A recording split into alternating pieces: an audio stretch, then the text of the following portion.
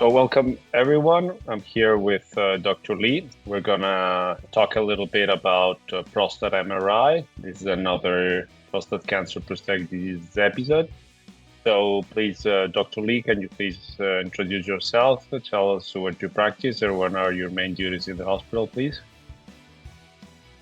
Okay, great. Thanks for having me on the channel. My name's Eric Lee. I'm a urology resident at Northwestern currently, and I'm actually the incoming urologic oncology fellow for Mayo Clinic Rochester. I've been at Northwestern for almost 10 years now, and my current duties, mostly involve clinical duties in terms of operating the OR. We do have a dedicated research year though, and so a lot of this work was started in our fourth year, which is where we have 1 year to focus on research. I'm very excited to be here and share our work with you. Okay, very nice. Yeah, I think it's a very actual topic, so it's gonna be very interesting also for residents to hear at this specific topic. So, what was the motivation of developing a risk calculator for extraprostatic extension? Yeah, so a lot of the ideas for our clinical research come from clinical practice, and again, this is a very practical topic because oftentimes during radical prostatectomy, the question is always, well, should we do nerve sparing or should we try to maximize oncologic control? Just kind of starting from the basics, a couple things that we know are that MRI and imaging alone does not it has limited utility for local staging, as in for predicting extraprostatic extension and seminal vesicle involvement. So therefore, we looked at combining the MRI data with other clinical variables such as age, PSA density, site-specific Gleason score, etc. There are a series of nomograms that have been previously developed to look at EPE, but a lot of these are not necessarily site-specific, and the ones that are site-specific, they treat the each half of the prostate as kind of individual lobes. One of our questions was, well, are there any contralateral features that can predict, the chance that the dominant side will have extraprostatic extension? And so that was, kind of the inspiration for us in making the nomogram. Okay, so two important things. So, what's the real addition in terms of accuracy of MRI in your nomogram, or obviously your translation into then a risk calculator? So, how important is to have MRI data to improve the accuracy of the nomogram? Yeah, so we show that site-specific PIRADS is one of the most important factors.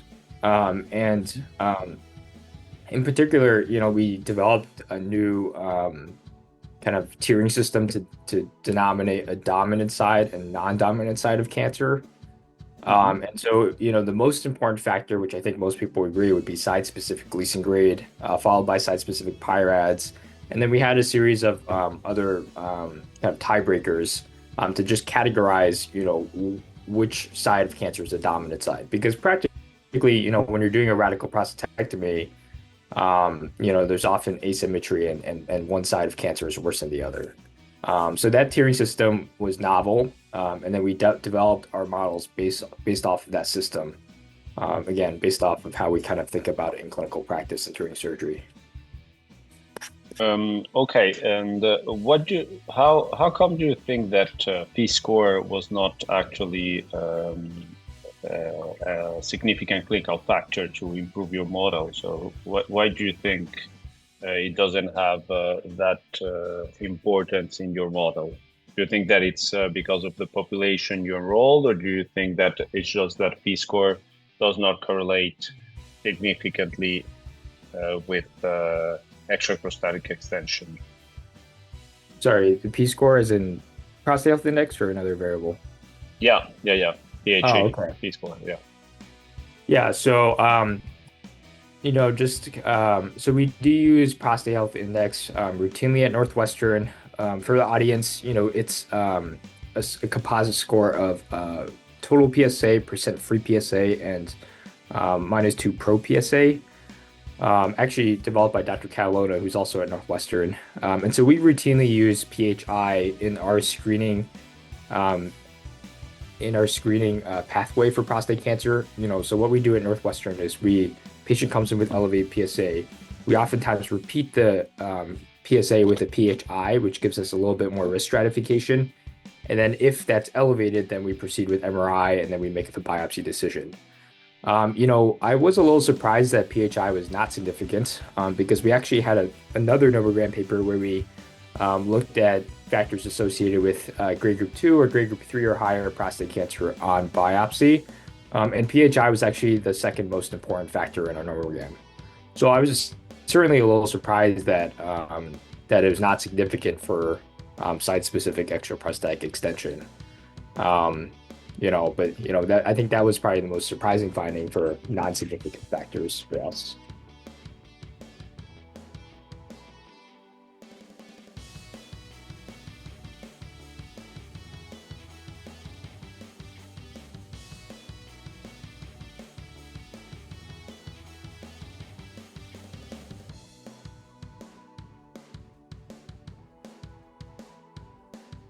No.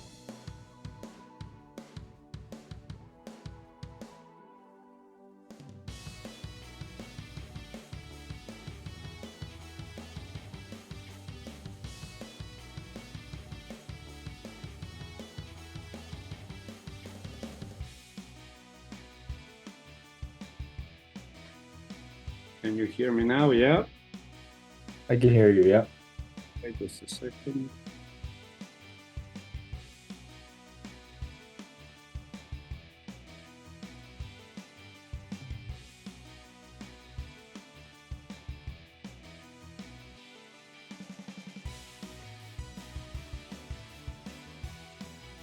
Okay, so sorry, technical problems.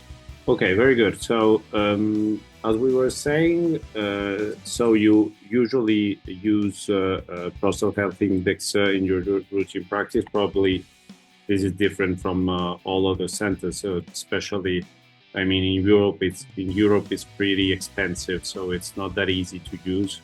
So I think that's a good opportunity to rule out non-significant patients and patients who might not benefit from prostate biopsy. So another thing that it's actually that I'm interested in, because we've been on to nomograms for several years, and one of the main problems is that they are underused by the general urologist. Often people really do not use them in clinical practice. So what do you think that why should we actually rely on these calculators? And so what is actually your opinion, and what happens at your center? How much do you use them actually? Yeah, so as I mentioned, I think the reason number is because it combines, multiple variables and it just provides greater accuracy than any like individual variable, particularly for something like local staging for MRI, where we know that MRI alone is not sufficient. In terms of like the barriers, and we've been using nomograms in our clinical practice here at Northwestern. I think a large part of it is just kind of getting the like putting in all the variables and getting the percentage for whatever outcome you're trying to measure. So one of the things that we have implemented to try to help clinicians with this is we made online versions of our risk calculators. And so you just need to kind of fill in the variables, and then it'll tell you, what the percentage of EP is for each side. So we do have the link in our publication for this paper.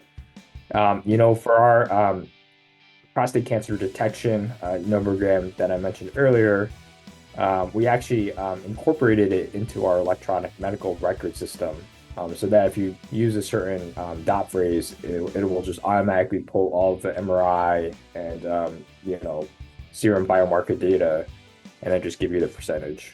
So I think a large part of it is just that, we're busy as clinicians, and we should just try to decrease the amount of work to use the nomograms. But those are a couple of things that we implemented to help with that. And what do you use actually in clinical practice? Because that's something that actually is not, obviously, is still a matter of debate. Or what do you think is the right risk to afford to do actually a nerve sparing? So what do you use as a cutoff of percentage of risk of extraprostatic extension? Because that's a big problem overall, especially when you talk about other topics using nomograms. It's not easy to define the right affordable risk. Yeah, and I think the risk is somewhat of a moving target, depending on who your patient is, what their priorities are, and also how good their erections are at baseline, right? So if someone has poor erections, then, well, the answer that, I don't think nerve sparing is necessarily going to help their quality of life.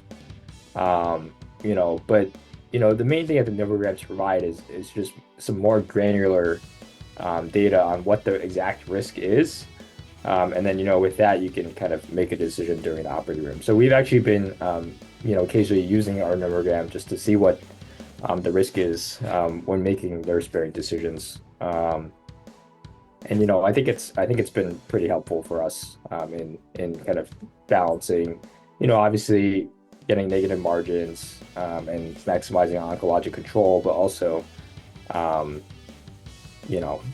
choosing to spare the nerves and protecting, quality of life. So, the short answer is I think it just depends on, the patient's, their erectile function and their priorities. But, I think in general, what our paper shows is that if you have grade group 3 or higher prostate cancer on that side, the risk of EPE goes up significantly. So I think if there's a single variable to look at, that would be the most important variable. Okay, that's good. That's good to know for the ones who are hearing to us. So it's something that we normally do in common clinical practice, but I think that your paper shows that we weren't doing it that bad, actually. We normally, as a clinical point of view, it's we normally when we see the results of our biopsy, we might not go so close to the prostate if we have a grade 4 on that side.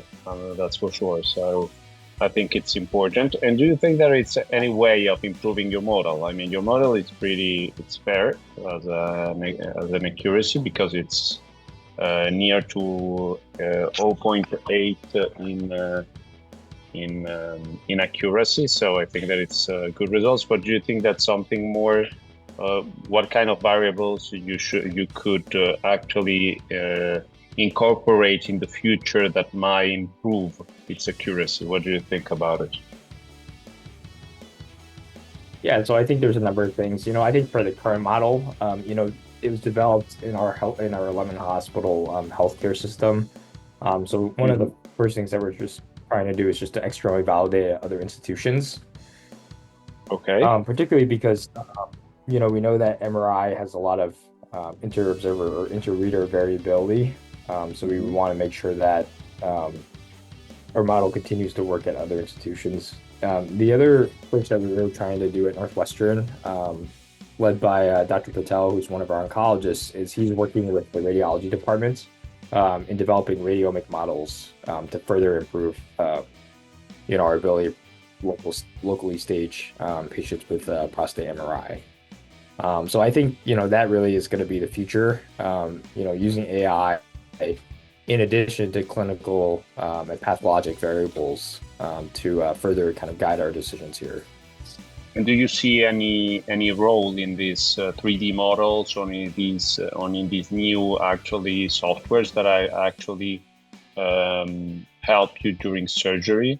Do you think that this could even improve even more our precision during surgery?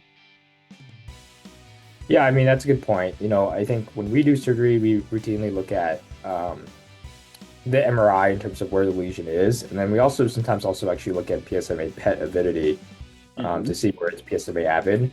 And, we target our surgical resection based on that data. For example, in the past couple of weeks, we've actually had a couple anterior tumors on MRI and biopsy. And, our standard here at Northwestern is, a lot of our patients get anterior fascial sparing radical prostatectomies. If they have an anterior only tumor, sometimes what we actually do is we actually leave the fascia on the prostate and just do a traditional radical prostatectomy. But based on where the tumor is, we kind of tailor our plan on how wide to go. And I think 3D modeling could further augment that. And do you use a traditional anterior approach, or you use sometimes a retro-sparing approach? What's your surgical technique back where you work? So we're lucky enough that we have providers who do all of those approaches. Okay. So we have certain surgeons who do the traditional approach. We have one patient one surgeon who only does Retzius. And then a number of our providers actually also do anterior fascial sparing, which is kind of an intermediate between the two. Mm-hmm. Actually, Dr. Ted Schaefer, our chair, is actually running a trial in anterior fascial sparing versus traditional approach, the partial trial. So we'll be eagerly awaiting those results. But the short answer is we do all different types of radical prostatectomy at our institution. Oh, that's good for people who study at your university. That's good to have an overall look at different surgical techniques. So probably in cases where you have to actually maintain erectile function and maintain or maximize incontinence results, probably from the literature we are clearly seeing that retro-sparing probably will have its role, but I mean it's rapidly growing as a technique compared to the past, but we'll see what these future trials will actually prove on how actually well these patients are doing in the early postoperative period.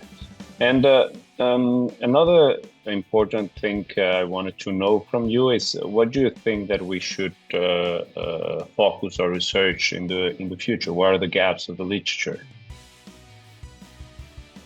Yeah, so as I said, I think AI, the role of AI is still kind of playing out in terms of radiomics and also surgical planning. So I think that's going to be a very interesting area to keep an eye out for. The other question is, can we use intraprostatic PSMA expression to, help with the surgical planning, local staging? It's being examined in a series of different, uses, such as, for example, prior to initial biopsy. But one of our other trials is actually looking at the utility of like PSMA PET MRI for EP and seminal vesicle involvement. It's about to be published, but we also compare different imaging modalities. So I think it's a really exciting time, just because we have all these different technologies.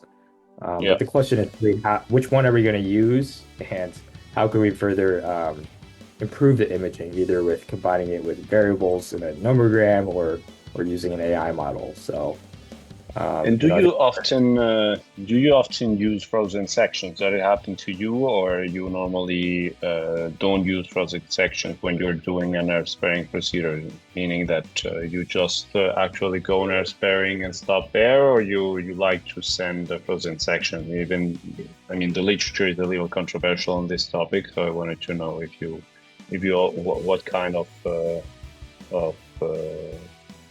what do you usually do in your clinic? Yeah, so we do not routinely send frozen sections. I think if there's a question margin, sometimes we'll send a separate margin just to give the pathologist a more clear piece of tissue to look at.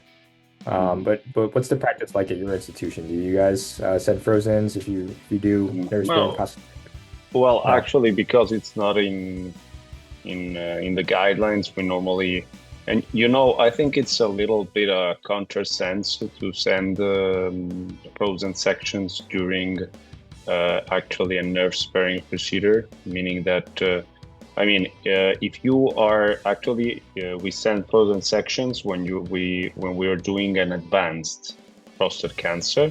So we probably were not sure if actually we should remove even more of the tissue we have, or that tissue that we may not be sure if it's an oncological tissue or not.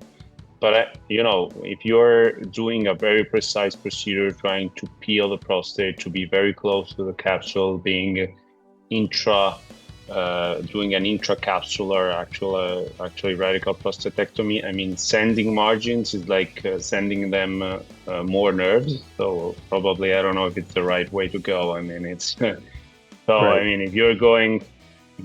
I think that if you have a low-grade disease, I mean, you should be quite confident that you can go very close to the prostate without compromising the oncological outcomes. The problem is that sometimes some people forget that it's an oncological procedure and may perform nerve-sparing procedures in the wrong cases, and so they get high surgical margins. It's one of the main criticism of the retro-sparing procedure, meaning that if you do a retro-sparing procedures for all the patients, you probably will get a lot of high surgical margins, unless you have a very big expertise, because it's very difficult to go wide during that procedure. I know if you have the same impression when doing these procedures. Yeah, I mean, I think certainly retro sparing is more. There's a steeper learning curve to it, I would say. Our the surgeon who does it at our institution, he's done a lot of it, and he's moved to only Retius. But there was certainly a learning curve initially. Just to clarify, we don't really send margins, from the nerves themselves. If we do send a margin, it's usually like either a bladder neck margin or apical margin. Yeah, well, that's more sense probably. Yeah, right. And But then, I think that go ahead. you were saying, sorry, go ahead. Oh, no, go ahead. No, go ahead.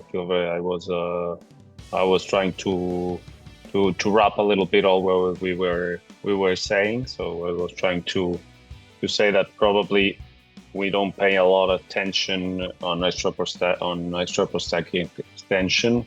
That what you clearly highlight is that MRI alone is not enough to clearly categorize or being sure that we don't have the risk of having extraprostatic extension.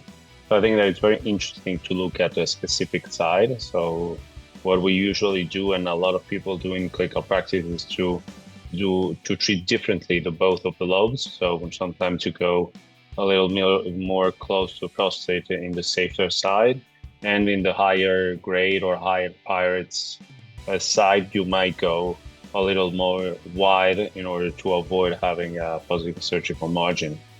So I really think it's an important topic, and I really think that overall urologists should always more use nomograms, meaning that it's the only way of being objective, and forget to not to look. And the other thing is that probably we should all agree on what is an affordable risk, because this is a problem we have for all the nomograms, starting from the ones of prostate cancer risk, meaning that when you are talking to a patient, probably the patient wants to risk 0.